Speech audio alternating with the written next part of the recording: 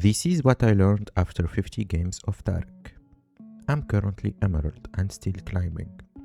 What I realized is that matchups matter a lot for Taric, because he sits in a strange spot. He's between an engaged support and an enchanter. He's neither and both, depending on who you're facing. Taric against engaged supports like Alistar, Leona, Thresh. Against real engaged support, you play Taric like an enchanter. Your job is not to start fight, it's to hover your ADC and wait. If it's Alistar or Leona, you already know what they have to do. They will engage and you can't really stop that, so you wait for it.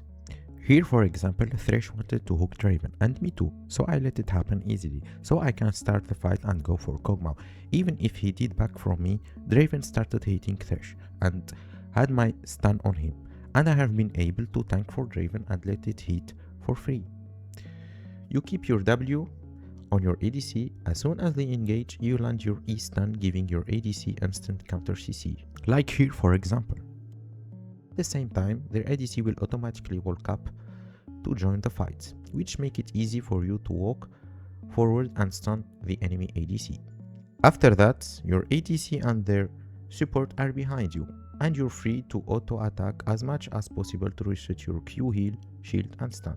You can even 1v1 their ADC while your ADC handle their support, because every spell you cast also apply to your ADC through W. Taric actually does a lot of damage here, especially with Ignite.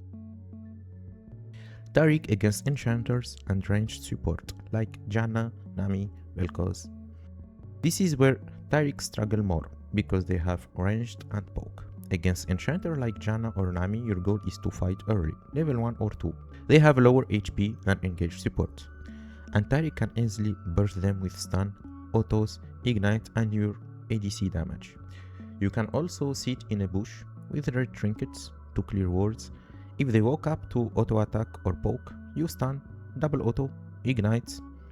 With the help of your glacial augments, you either chase or disengage. If this doesn't work, or if you're against a mage like Vel'Koz who only poke from range, then you slow the game down.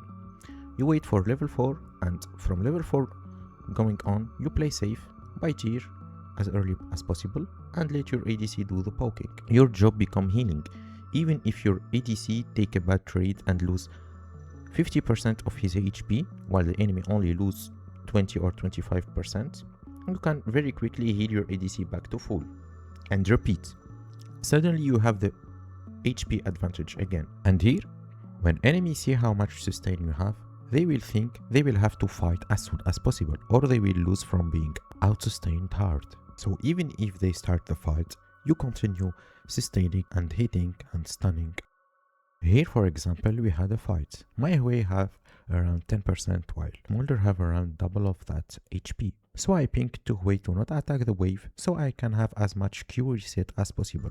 Even if he didn't follow my call, I still did a lot of healing for him.